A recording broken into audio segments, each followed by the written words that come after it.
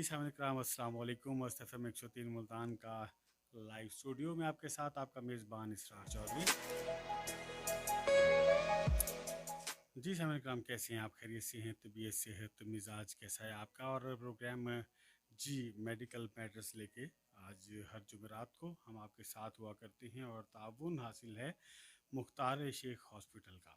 सो जी आज भी हम आपके साथ हैं, हमारे साथ मेहमान शख्सियत है और हम आपकी सेहत बारे बात करने जा रहे हैं। ख़ासकर रमज़ान मुबारक के बाबरकत महीने में जो लोग रोज़ा रखना चाहते हैं और जो लोग शुगर के मर्ज़ में मुब्तला हैं और वो चाहते हैं कि रमज़ान के फ्यूज़ व बरक़ात को भी समेट सकें, तो बहुत सारे क्वेश्चंस हम तक पहुँचे कि उन्होंने कहा जी रमज़ान में जो शुगर पेशेंट है वो कैसे रोज़े रखें, क्या वो रोज़े रख सकते हैं? अगर रख सकते हैं तो कैसे रख सकते हैं? तो बहुत सारे सवालात थे जो हम तक पहुँचे। इन तमाम सवालात का जवाब जी बिल्कुल हम आप तक पहुंचाने के लिए आज हमने अपने स्टूडियोज़ में मदु किया है। किसी तारुफ के मोहताज नहीं है। डॉक्टर बिलाल अफजल साहब, आप कंसल्टेंट हैं, एंडोक्रिनोलॉजिस्ट एंड डायबिटोलॉजिस्ट, आप माहिर अमराज शुगर हैं।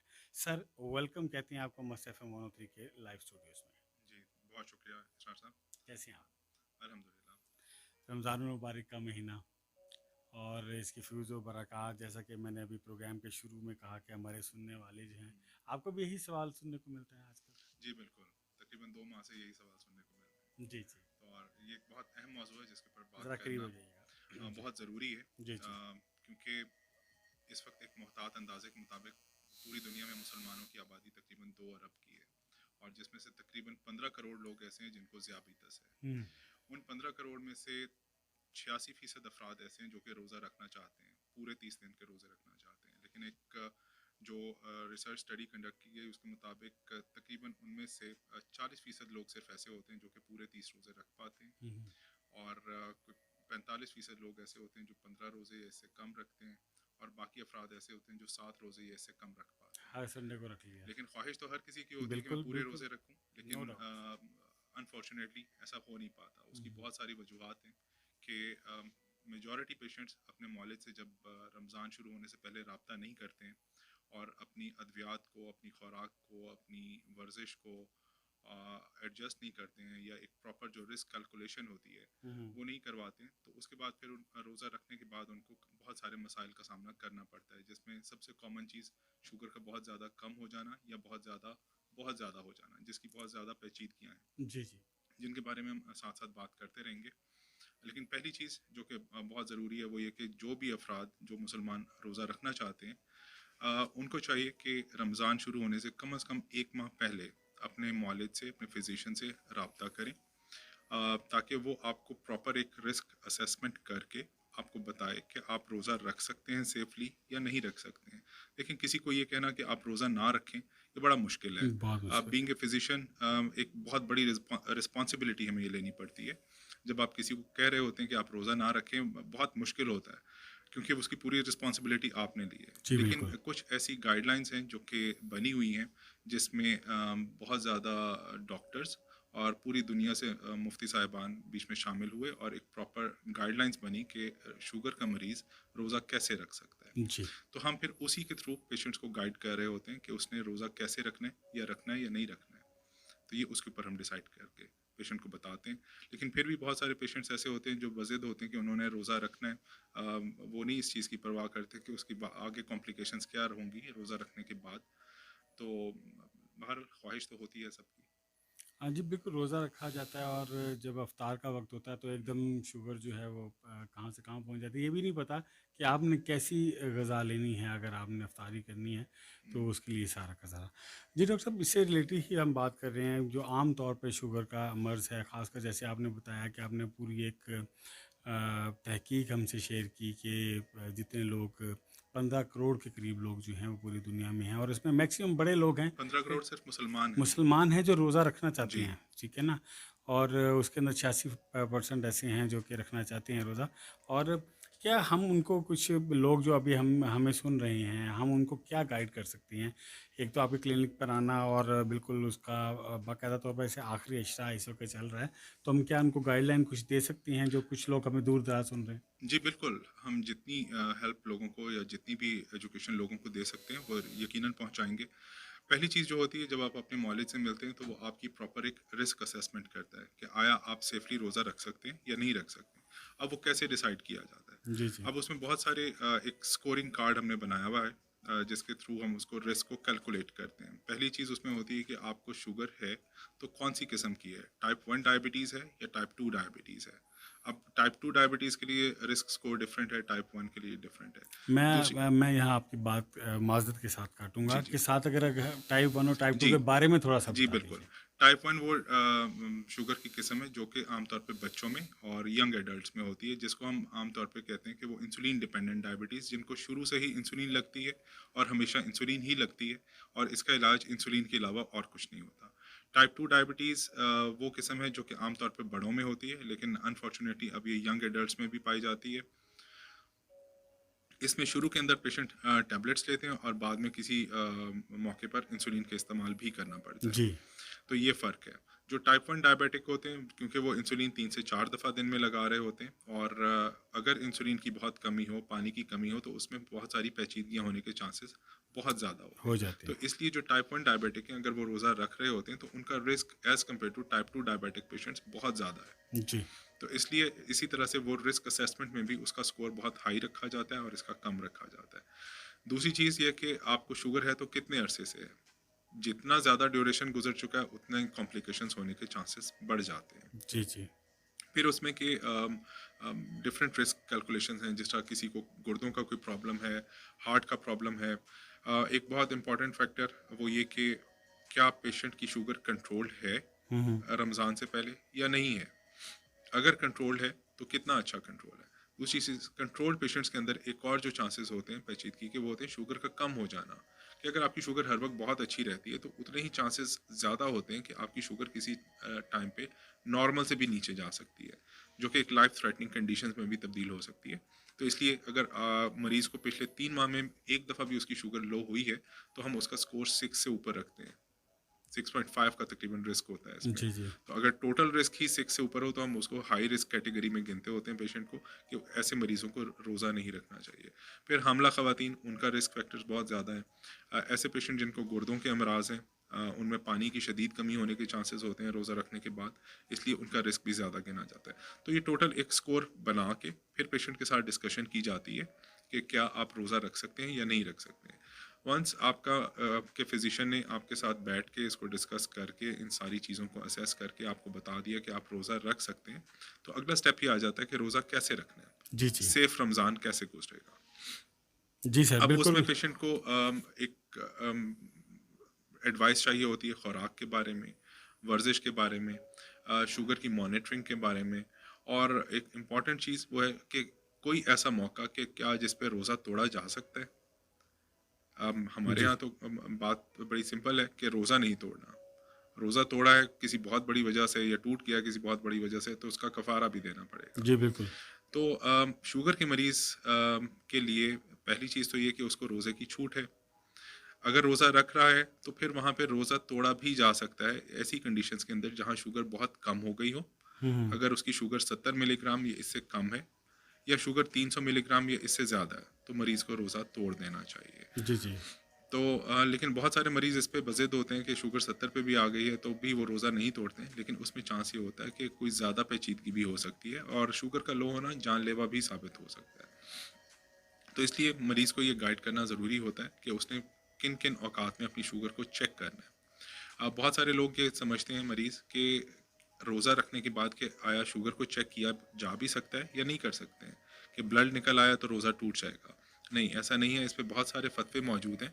मैं कोई भी बात जो करूँगा वो अपनी तरफ से नहीं कर रहा, बिल्कुल। इस पे सारे एविडेंसेस के साथ है कि शुगर का मरीज़ रोज़ा रख के शुगर को 5-6 दफ़ा चेक करना चाहे तो भी कर सकता है और उससे रोज़ा नहीं टूटता है। सिरिंज से या नीडल अपनी से? नीडल के साथ जी, प्रिक जी। करके वो जो घर पे मशीन होती है उसके ऊपर चेक कर सकता है। हुँ। और शुगर को चेक करने के औकात क्या है कि जब उसने सहरी की उसके 2 से 3 घंटे के बाद चेक कर सकता है, दिन के दरमियानी हिस्से में चेक करे, ये 12 से 1 बजे का जो टाइम होता है। हुँ, इसी तरह असर के वक्त चेक की जा सकती है हुँ, हुँ, या अफ्तारी करने से फ़ौरन पहले चेक की जा सकती है या हुँ। फिर अफ्तारी करने के 2 घंटे के बाद चेक की जा सकती है।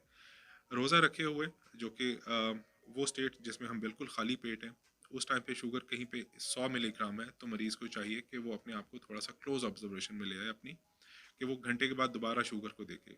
अगर शुगर 100 से फिर कम हो गई है तो फिर वो दोबारा चेक करे कुछ देर के बाद। अगर किसी भी मौके पे शुगर 70 या उससे नीचे जा रही है तो रोज़ा तोड़ देना चाहिए। ओके।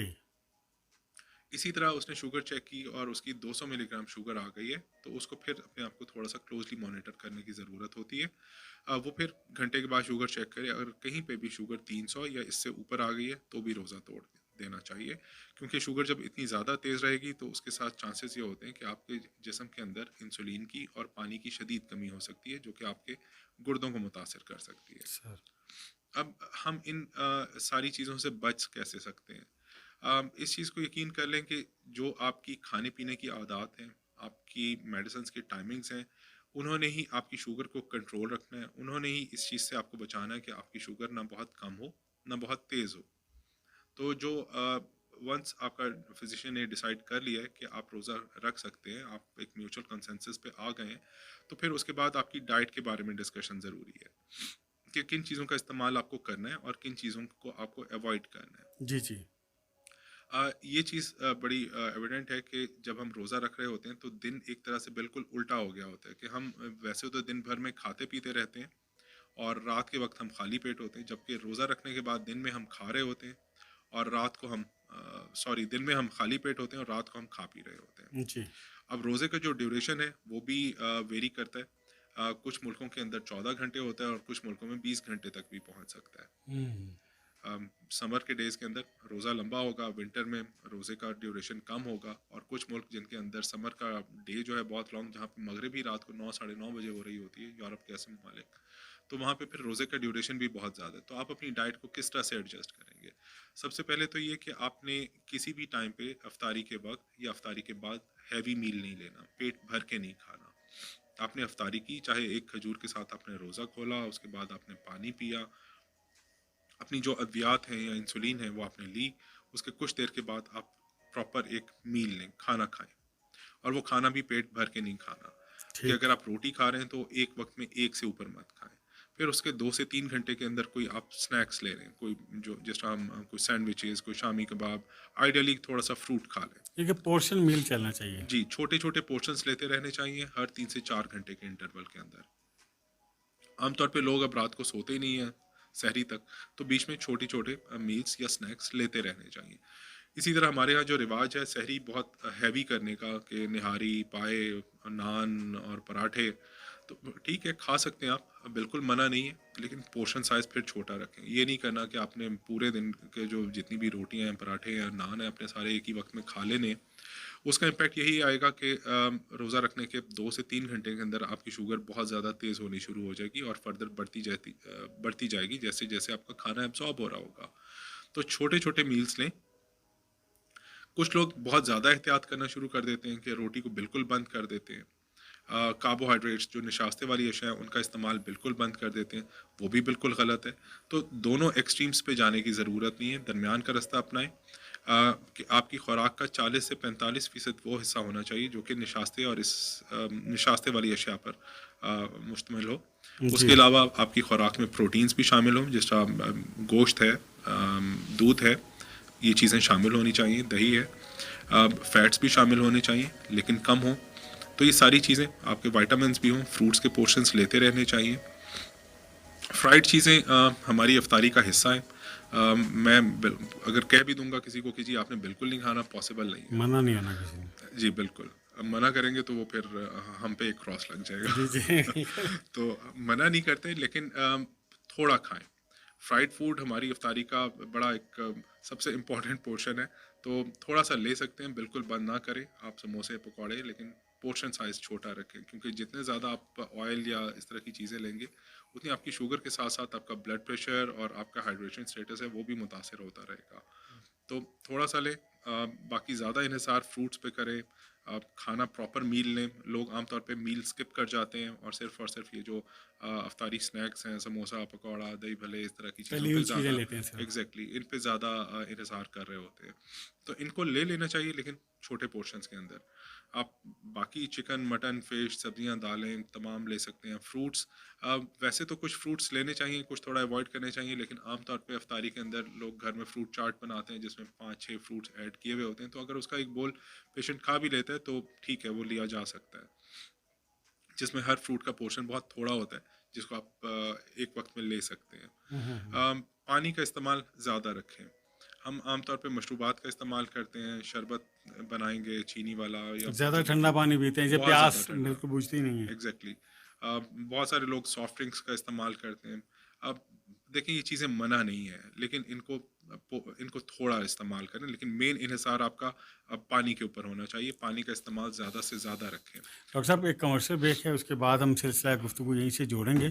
और जिस समय के नाम में एक छोटी सी कमर्शियल ब्रेक, देन जी उसके बाद हम वापस आते हैं। हमारे साथ रहिएगा जी।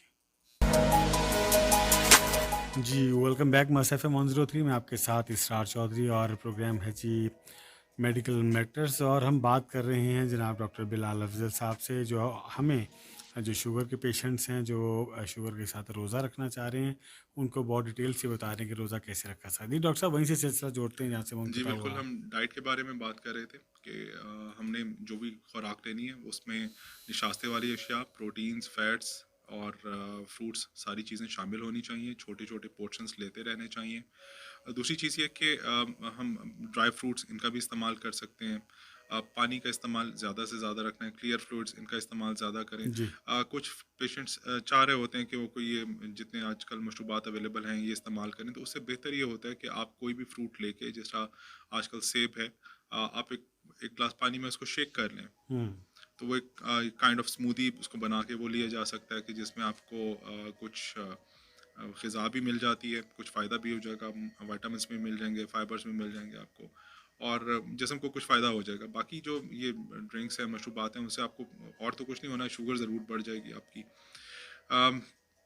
एक्सरसाइज एक्सरसाइज का एक ऐसा एलिमेंट है जो कि हम आमतौर पर रोज़ों में मिस कर रहे होते हैं। बिल्कुल जी, जो मरीज़ तरावी पढ़ते हैं, अगर आपने 20 रकात तरावी पढ़ी है तो आपको किसी वॉक की, किसी एक्सरसाइज, जिम जाने की ज़रूरत नहीं है। वो तरावी जो है वो कंप्लीट एक एक्सरसाइज है। तो उसके बाद किसी और एक्सरसाइज की ज़रूरत नहीं होती है। बहुत सारे पेशेंट्स जब तरावी पढ़ने जाते हैं तो उसके बाद उनकी शुगर लो भी हो जाती है, कि ये इतनी एक्सटेंसिव एक्सरसाइज है जिसमें शुगर लो होने के चांसेस भी मौजूद हैं। तो जब भी आप तरावी पढ़ने जा रहे हैं, नमाज़ पढ़ने जा रहे हैं, ऐसी तमाम नमाज़ें जो थोड़ी सी लंबी होती हैं, ख़ासतौर पे इशा की तरावी के साथ, तो आप ज़रूर कुछ ना कुछ खा के जाएं। जी जब आप बाहर हैं, अपनी पॉकेट के अंदर कोई ऐसी चीज़, कोई मीठी चीज़, कोई कैंडी, कोई चॉकलेट, कोई चीनी का पैकेट ज़रूर हो, कि खुदा ना खास्ता अगर आपकी शुगर लोअर साइड पे जाए, आपको अलामात फ़ील हो कि अगर आंखों के आगे अंधेरा आ रहा है, या ठंडे पसीने आ रहे हैं, या जिस्म कांपना शुरू हो गया, तो फौरी तौर पे आप इनमें से किसी भी चीज़ का इस्तेमाल कर सकते हैं। शुगर रख के, सॉरी, रोज़ा रख के आपको शुगर को बार बार चेक करना ज़रूरी है। मरीज़ रोज़ा ज़रूर रख लेते हैं, लेकिन शुगर को मॉनिटर बिल्कुल भी नहीं करते हैं। तो अगर आप सेफली रोज़ा रखना चाहते हैं, ताकि आपकी टैबलेट्स को, आपकी इंसुलिन की डोज को एडजस्ट किया जा सके, तो आप अपनी शुगर को मॉनिटर करें। आखिरी चीज़ जो कि मैनेजमेंट का जो सबसे इम्पॉर्टेंट हिस्सा मरीज़ के लिए जो होता है, वो दवाइयाँ, चाहे उसकी खाने वाली दवाइयाँ हैं या इंजेक्शंस हैं, जिनमें इंसुलिन और एक और क्लास जिनको हम जीएलपी कहते हैं वो शामिल हैं, उनकी डोज को एडजस्ट करना बहुत ज़रूरी होता है। जी अब मेजॉरिटी पेशेंट्स रोज़ा रख रहे होते हैं अपनी मेडिसिन को बगैर एडजस्ट किए, अपनी इंसुलिन की डोज को बगैर एडजस्ट किए रोज़ा रखते हैं, और उसका अल्टीमेटली नतीजा ये निकलता है कि आमतौर पर पेशेंट या शुगर बहुत लो होने के साथ रिपोर्ट करते हैं, बहुत ज़्यादा हाई हो जाती है शुगर। तो इसलिए लाजमी अपनी इंसुलिन की डोज़ को, अपनी टैबलेट्स की डोज़ को एडजस्ट करवाएं। कुछ टैबलेट्स ऐसी होती हैं जिनकी डोज को हमें चेंज करने की ज़रूरत नहीं होती है। अम, आप उसी डोज के अंदर उनको जारी रख सकते हैं, क्योंकि लेकिन ये खुद वो से ना करें, खुद से डॉक्टर मत डॉक्टर करें। के मशवरे से। वंस आपके डॉक्टर ने आपको समझा दिया, ये जब पेशेंट को बहुत अरसा गुजर जाता है शुगर हुए हुए, तो वो बहुत इस हद तक काबिल हो जाता है कि उसको मालूम होता है कि कौन सी दवाई किस तरह से काम कर रही है। उसका डॉक्टर भी उसको बता रहा होता है, पेशेंट्स खुद भी पढ़ते हैं। अब ये एक अच्छा चेंज है कि लोग अपने मर्ज के बारे में पढ़ते हैं, अपनी अद्वियात के बारे में भी पढ़ते हैं। तो इतना सा जो कॉन्फिडेंस है हम भी मरीज़ को देते हैं कि उसके अपनी दवाइयों के बारे में पढ़ना चाहिए। तो कुछ टैबलेट्स ऐसी हैं जिनके साथ शुगर एकदम से लो नहीं होती, तो उनकी डोज को हम चेंज नहीं करते हैं। एक सॉल्ट है जिसका मेटफॉर्मिन है, very commonly known as Glucophage, हम उसकी डोज को चेंज नहीं करते हैं। क्योंकि उससे शुगर सडनली लो नहीं होती। अगर मरीज़ दिन में 3 बार खा रहा है तो उसकी हम 2 टैबलेट्स कर देते हैं, जो उसकी दोपहर की डोज़ है उसको हम अफ्तारी के साथ मिला के और अफ्तारी में और सहरी में मरीज़ ले लेता है। ऐसे मरीज़ जो कि ऐसी टैबलेट्स इस्तेमाल करें जो कि शुगर को सडनली लो कर सकते हैं, तो उनकी डोज़ को कम करना या उसको डिवाइड करना ज़रूरी होता है। तो इसलिए अपने फिजिशियन से ज़रूर इस चीज़ को डिस्कस करें। फिर वो मरीज़ जो कि इंसुलिन लगाते हैं, इंसुलिन के मरीज़ के को मेजॉरिटी पेशेंट्स को ये कॉन्सेप्ट है कि शायद वो इंसुलिन लगा रहे हैं तो रोज़ा नहीं रख सकेंगे। ऐसा हरगिज़ नहीं है, इंसुलिन लगा के भी रोज़ा बिल्कुल सेफ़ली रखा जा सकता है। वो मरीज़ जो कि दिन में 2 दफ़ा इंसुलिन लगाते हैं, जो कि मिक्सचर्स इंसुलिन आमतौर पे होती हैं, 2 दफ़ा लगा रहे हैं, तो आम तौर पे हम ये करते हैं कि सुबह की डोज़ जो होती है वो हम अफ्तारी में कर लेते हैं, और जो रात वाली डोज़ होती है उसको हम 30 से 50% कम करके हम सहरी में इस्तेमाल कर रहे होते हैं। लेकिन फिर भी अभी शुरू के अंदर आप खुद से मत करें, अपने मौलिद से इस चीज़ को डिस्कस करें करके फिर डिसाइड करें कि आपको कितनी इंसुलिन लगानी है और किस टाइम पे लगानी है। वो मरीज़ जो कि दिन में 3 से 4 दफ़ा इंसुलिन लगा रहे होते हैं, उनके लिए थोड़ा सी डिफ़िकल्टी होती है, क्योंकि जब रोज़ा रखा हुआ है तो लंच टाइम की डोज़ तो डेफ़िनेटली हम नहीं ले सकते हैं। तो उस डोज़ को हमने कैसे एडजस्ट करना होता है, वो आप अपने फिजिशियन के साथ कॉन्टैक्ट करके अपनी डोज़ को एडजस्ट कराएँ। वो भी हम यही किया करते हैं कि हम ऐसी इंसुलिन्स का इस्तेमाल कर रहे होते हैं जो कि एकदम से शुगर को कम ना कर रही हों। जी। या ऐसे मिक्सचर्स जिनके अंदर खाने के बाद वाली शुगर को कम करने की सलाहियत या परसेंटेज ज़रा कम होती है, हम उनको इस्तेमाल कर रहे होते हैं। जिनमें ज़्यादा होती है उनको हम आम तौर पे रमज़ान में इस्तेमाल नहीं कर रहे होते हैं। इंसुलिन समटाइम्स आपका फिजिशियन चेंज भी करना चाहे तो आप इतनी लिबर्टी लें भी और दें भी उसको कि वो आपकी इंसुलिन को चेंज भी कर सके अगर ज़रूरत पड़ती है रमज़ान में। कुछ इंसुलिन जो कि दिन में सिर्फ एक बार लगाई जाती है, तो उसकी भी 20 से 30% डोज़ को हम कम करके उसी तरह से दिन में एक बार रात को सोते वक्त या अफ्तारी के वक्त हम इस्तेमाल उसी तरीके से कर सकते हैं। लेकिन पहली चीज़, पहली कंडीशन क्या है कि आपकी शुगर कंट्रोल में है या नहीं है। अगर आपने के मॉलिज ने आपको इस चीज़ की एडवाइस दी है कि आप रोज़ा रख सकते हैं, तो फिर इन मेडिसिन को उसके मुताबिक एडजस्ट करके आप रोज़ा ज़रूर रखें। लेकिन शुगर को मॉनिटर करें ताकि आप अपनी इंसुलिन की डोज़ को भी उसके मुताबिक एडजस्ट करते रहें, क्योंकि जब इंसुलिन की डोज़ को कम किया हुआ होगा, आपका खाना पीना ज़्यादा होगा, तो चांसेस यही होते हैं कि शुगर बढ़ जाएगी। तो फिर उसके मुताबिक अगर शुगर तेज़ आ रही है तो आप अपनी इंसुलिन की डोज़ को भी बढ़ाएंगे, कम हो रही है तो कम करेंगे। लेकिन ये उस वक्त मुमकिन है जब शुगर को चेक किया जाएगा। डॉक्टर साहब, एक सवाल मेरे ज़हन में कि हम रमज़ानुल मुबारक के हवाले से बात कर रहे हैं, और सबसे ज़्यादा रमज़ानुल मुबारक में लोग उम्रा की सआदत हासिल करने जाते हैं, और उसके बाद हज का भी जी। जो है उसकी भी तैयारी है लोगों की। ख़ासकर वो लोग जो शुगर के साथ हैं, वहाँ जाके कहते हैं जी आप जितनी मर्ज़ी खजूरें खाएँ जी, बरकत हो जाएगी, और बाद में फिर बीमार हो जाते हैं, ठीक है ना? उनके लिए कोई ख़ास एडवाइस है, ख़ासकर जो कि बहुत ज़्यादा वहाँ पर चले आबे ज़मज़म तो पीते हैं, पानी है, लेकिन उसके साथ-साथ वो कहते हैं कि जनाब अजवा भी खा लें, खजूरें ज़्यादा से ज़्यादा खा लें, क्या उनको भी मोहतात ही रहना चाहिए? देखिए जी, आब ज़मज़म में भी शिफ़ा है, हुँ, खजूरों में भी है शिफ़ा, जी। ख़ास तौर पे अजवा में। हुँ, लेकिन कुछ चीज़ें जो कि एक इंसानी दिमाग जो समझ सकता है वो ये कि खजूर के अंदर आपका जो शुगर कंटेंट है वो बहुत ज़्यादा है। जी, आपने जी। 1-2 खजूरें खा ली बिल्कुल ठीक है, लेकिन अगर आप उसका एक्सेसिव यूज़ करेंगे, शुगर तो सिर्फ़ बढ़ेगी। खा ही खजूरें रहे जी, हैं। बिल्कुल, बहुत ज़्यादा इस्तेमाल कर रहे होते हैं। हुँ, अब ऐसा तो नहीं है कि आप खजूरें खाते रहेंगे और शुगर नहीं बढ़ेगी। हाँ, कम बढ़ रही होती है, और उसके पीछे रीज़न ये होता है कि जब आप उम्रे की अदायगी के लिए गए हैं या हज के मनासिक आप अदा कर रहे हैं, तो आपकी जो फ़िज़िकल एक्टिविटी है, आपकी वो बहुत वर्ज़िश, ज़्यादा आपकी होती वॉक है। है, वो बहुत ज़्यादा होती है। हुँ, हुँ। वो आपकी उन खजूरों के असरात को ज़रा कम रख रही होती है कि आपकी शुगर बढ़ी भी है, तो वो वर्ज़िश के ज़रिए कम हो रही होती है। जी, जी। लेकिन ऐसा नहीं है कि शुगर बढ़ नहीं रही होती, और मरीज़ आमतौर पे चेक भी नहीं कर रहे होते। माशाल्लाह लोग इतने खुश होते हैं वहाँ पे कि वो मॉनिटर ही नहीं करते हैं। जी, बिल्कुल। एक हम साइकोलॉजिकली जितना स्ट्रांग होते हैं ना, हम उसी तरह से बिहेव भी कर रहे होते हैं, उसी तरह से हम एक्ट भी कर रहे होते हैं। कि एक पेशेंट जब समझ लेता है मैं बिल्कुल ठीक हूँ, तो वो अपने आप को ठीक ही फील कर रहा होता हुँ, है हुँ, हुँ, हुँ। कि नहीं, मेरी शुगर नहीं बढ़ी है, मैं बिल्कुल ठीक हूँ, मैंने खजूरें खा ली हैं, मैंने आब ज़मज़म पी लिया है, मैं चल रहा हूँ, तो नहीं मेरी शुगर नहीं बढ़ेगी, तो वो फ़ील भी वैसे ही कर रहा होता जी, है, जी। लेकिन मॉनिटर नहीं कर पाते। हुँ, हुँ। पहली चीज़ तो ये कि जब आप उम्रे की अदायगी के लिए जा रहे हैं या हज के लिए जा रहे हैं, तो तब भी आप अपने मौलिद से एक दफ़ा रब्ता करें। बहुत सारे मेजॉरिटी पेशेंट, ये इसमें अब मैं लोगों को अप्रिशिएट करूँगा कि लोगों का एजुकेशन अब इतना बेहतर हो गया है कि वो अपने मौलिद से मिलते हैं, उसको डिस्कस करते हैं, ताकि उम्रे या हज पे जाने से पहले अपनी मेडिसिन को वो एडजस्ट करवाते हैं, ख़ासतौर पे वो मरीज़ जो कि इंसुलिन इस्तेमाल कर रहे होते हैं। देखिए, अगर एक मरीज़ 30 यूनिट इंसुलिन की लगाता है सुबह को, और वो सिर्फ अपने दफ्तर में जाके बैठ के काम करता है, तो डेफिनेटली उसकी शुगर जो है अगर उतनी इंसुलिन के साथ नॉर्मल आ रही है, तो अगर वो एक्सरसाइज करेगा उस टाइम के अंदर 2 घंटे 3 घंटे चलेगा, तो यकीनन उसकी शुगर बहुत लो हो जाएगी। यूनिट भी कम हो जाएंगे, तो रेस्ट करने पड़ेंगे। एग्जैक्टली तो अगर वो 30 यूनिट लगा रहा है, तो हो सकता है कि वो 12 यूनिट के ऊपर भी उसकी शुगर कंट्रोल हो जाए, क्योंकि जितना चलना होगा वहाँ पे, जितनी आपकी एक एक्सटेंसिव एक्सरसाइज है हज और उम्रा दोनों, तो शुगर लेवल्स इसलिए नीचे आ रहे होते हैं। तो ये ना हो कि आप उतनी इंसुलिन लगाते रहे या उतनी ही टैबलेट्स खाते रहें और शुगर आपकी बार बार लो हो रही हो, कि हम एक नई इमरजेंसी में स्टक हो जाएं। जी तो इस जी जी प्लीज़। तो अपनी मेडिसिन को, अपनी इंसुलिन को जाने से पहले ज़रूर एडजस्ट करवाएं। लोग जो बहुत कम इंसुलिन लगा रहे होते हैं, हम आमतौर पे इंसुलिन बंद भी कर देते हैं जाने से पहले उनकी, कि वो सिर्फ टैबलेट्स के ऊपर कंट्रोल रह सकते हैं, क्योंकि वो इतनी ज़्यादा एक्सरसाइज होती है कि शुगर कंट्रोल रह सकती है। जी डॉक्टर साहब, कमर्शियल ब्रेक है जी, उसके बाद मज़ीद गुफ्तगू आपसे जारी रखेंगे जी। सामने कराम हमारे साथ रहिएगा। कमर्शियल ब्रेक, दैन उसके बाद आपके साथ जी वेलकम बैक। सामने कराम, कमर्शियल ब्रेक के बाद आपको एक बार फिर खुशामदीद कहते हैं। डॉक्टर बिलाल अफजल हमारे साथ हैं, माहिर अमराज शुगर, और हमें बता रहे हैं जनाब, बहुत डिटेल के साथ इन्होंने बताया जी वो टॉपिक रमज़ान मुबारक के हवाले से, फिर उम्रा की अदायगी के दौरान और हज की अदायगी के दौरान जो है वो शुगर पेशेंट को कैसे मैनेजमेंट करनी चाहिए। डॉक्टर साहब, अब वो लोग जो आम तौर पर जो हम जनरल अब बात करते हैं कि एक मरीज़ है या एक शख्स जिसे महसूस होता है कि उसे शुगर है, एक उसकी अलामात बता दीजिए। जो ये बताइए कि मुख्तार शेख हॉस्पिटल में क्या अंडर वन अम्ब्रेला क्या क्या सहूलियात मैसर हैं, किस तरीके से आप लोग तशखीस करते हैं शुगर के मर्ज़ की?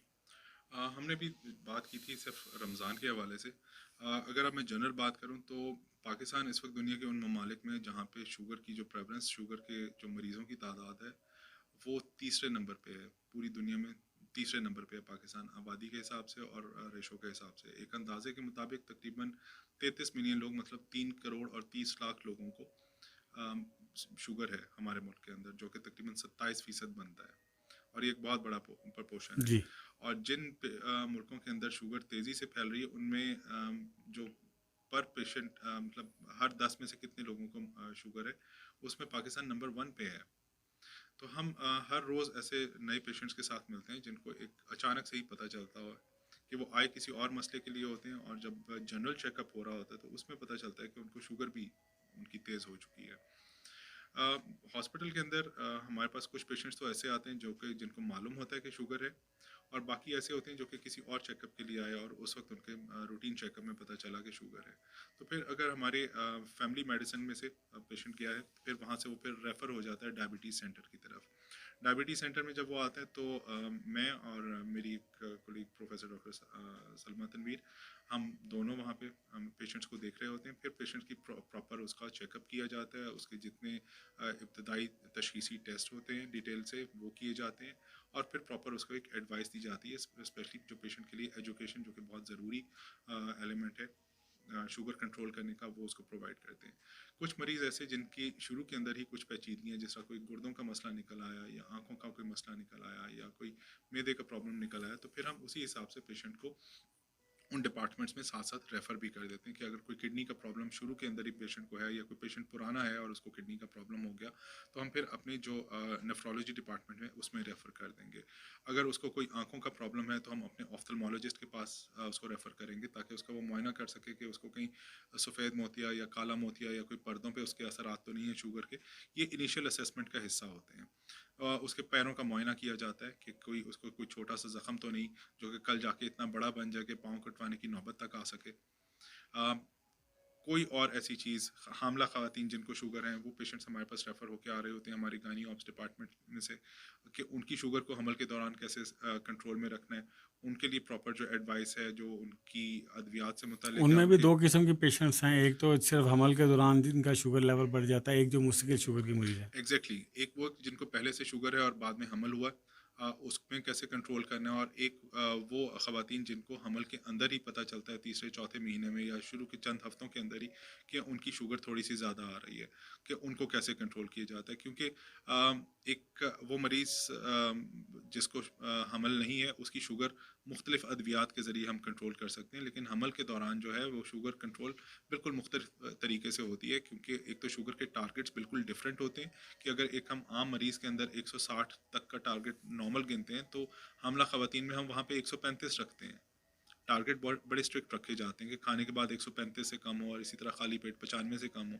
वैसे रूटीन के अंदर हम शायद 110 को भी नॉर्मल कंसिडर जी करते हैं, जी। लेकिन हामला ख़वातीन के अंदर टारगेट्स डिफरेंट होते हैं। तमाम टैबलेट्स का इस्तेमाल नहीं किया जा सकता है, इंसुलिन का इस्तेमाल यकीनन करना पड़ता है मेजॉरिटी ख़वातीन के अंदर। क्यों? और फिर उसके बाद के डिलीवरी होने के बाद की एडवाइस उनमें देना कि बाद में उन्होंने क्या करना है। मेजॉरिटी ख़वातीन में वो शुगर नॉर्मल हो जाती है, लेकिन चांसेस मोर देन 50% ख़वातीन में शुगर बाद में किसी भी स्टेज पे हो सकती है उनको। तो उनको इस चीज़ की एडवाइस देना कि उस प्रोसेस को वो कैसे डिले कर सकती हैं, अपने वेट को कंट्रोल करके, अपनी लाइफस्टाइल में चेंजेस करके कंट्रोल करना। तो पहली चीज़ उसकी इनिशियल असेसमेंट, उसके बाद फिर उसका जो मैनेजमेंट अद्वियात के ज़रिए, खुराक के ज़रिए, वर्जिश के ज़रिए, ये सारी उसको एडवाइस देना, उसको प्रॉपर एक डिपार्टमेंट में रेफ़र करना उसकी पेचीदगियों के हिसाब से। फिर उसको एक रेगुलर फॉलोअप के ऊपर बुलाना कि कितने अरसे के बाद उसने दोबारा चेकअप करवाना है, कितने अरसे के बाद उसने अपने टेस्ट करवाने हैं, कौन से टेस्ट 6 महीने पे करवाने हैं, कौन से टेस्ट 1 साल के बाद करवाने हैं, कौन से टेस्ट 3 माह पे करवाने हैं, और किस डॉक्टर को उसने मतलब आँखों का मुआयना उसने साल में कितनी दफ़ा करवाना है।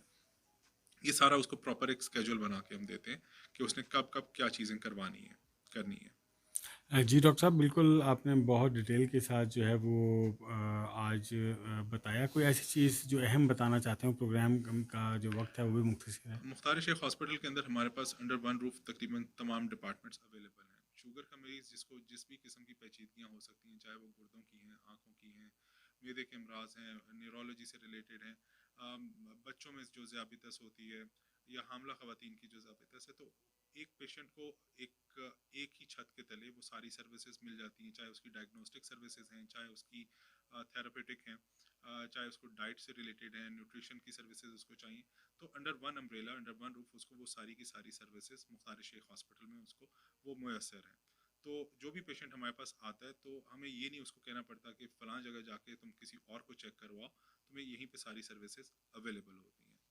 तो ऐसे मरीज़ जिनको शुगर कंट्रोल में नहीं है या अभी तशख़ीस हुई है, उनको चाहिए कि अपने जो भी उनके मौलिज हैं उनसे रब्ता करें और अपनी एक प्रॉपर असेसमेंट करके, अपनी एक प्रॉपर जो डायग्नोस्टिक टेस्ट करवा के, अपनी प्रॉपर एक मुआयना करवा के, उसके मुताबिक अपनी शुगर को मैनेज करें। ख़ास तौर पे वो मरीज़ जो कि रोज़ा रखना चाह रहे होते हैं, उनके लिए एक सेफ़ रमज़ान कैसे उनके लिए एक सेफ़ रमज़ान को हम कैसे इंश्योर कर सकते हैं, वो अपने वालिद से अगर वो 2-3 रमज़ान में उनसे जाके मिलता रहेगा, तो इतना एजुकेट आपका मौलिज आपको कर देगा कि आप अगले रमज़ान में उसको ख़ुद मैनेज कर सकते हैं। अब मैं इस चीज़ को देखता हूँ कि हमारे पास जो पेशेंट अब से 5 साल पहले आना शुरू हुए थे, इस साल वो नहीं आए, और पेशेंट बीच में चेकअप के लिए अगर कहीं आए भी, तो उन्होंने बताया कि हमने इस तरह से, जिस तरह आपने पिछले साल बताया था कि दवाइयों को ऐसे एडजस्ट करना है, इंसुलिन को ऐसे एडजस्ट करना है, तो यूज़ हम हो रख गए रहे हो। हैं। नहीं, पेशेंट लर्न कर लेता है इस हम्म चीज़ को, और ये बहुत अच्छी बात है कि पेशेंट को एम्पावर होना चाहिए, सेल्फ हम्म। मैनेजमेंट की तरफ आना चाहिए उस वक्त जबकि वो इतना एजुकेट हो चुका है, उसके फिजिशियन ने उसको इतना एजुकेट कर दिया, या खुद उसने पढ़ के अपने आप को एजुकेट किया है, लेकिन बगैर डिस्कशन के कोई डिसीजंस मत लें। बिल्कुल। डॉक्टर साहब, थैंक यू सो मच, बहुत शुक्रिया जी। आपको एक बार फिर रमज़ान मुबारक की, हम जाते रमज़ान मुबारक की मुबारकबाद देते हैं, और ख़ासकर पेशेंट्स की तरफ से हम आपका शुक्रिया अदा करेंगे कि आपने उनकी बहुत ज़्यादा प्रॉब्लम जो है वो सॉल्व की। थैंक यू वेरी मच जी, it's an honour for me to be on your platform. Thank you so much जी।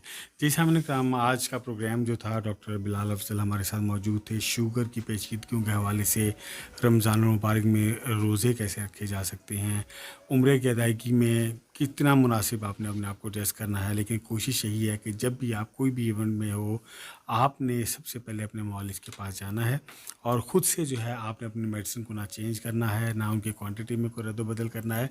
अपने मौलिज के पास जाएँ, अपने शुगर स्पेशलिस्ट के पास जाएँ, मुख्तार शेख हॉस्पिटल जाएँ, डॉक्टर बिलाल अफजल साहब के पास जाएँ, और अपनी अद्वियात को जो है वो मैनेज करवाइए। इसके साथ ही अपने मेज़बान इसरार चौधरी को दीजिए इजाज़त। इंशाअल्लाह ताला नेक्स्ट प्रोग्राम में एक और मेहमान शख्सियत और एक और नए टॉपिक के साथ आपकी सेहत के हवाले से हाज़िर होऊंगा। तब तक अल्लाह निगहबान।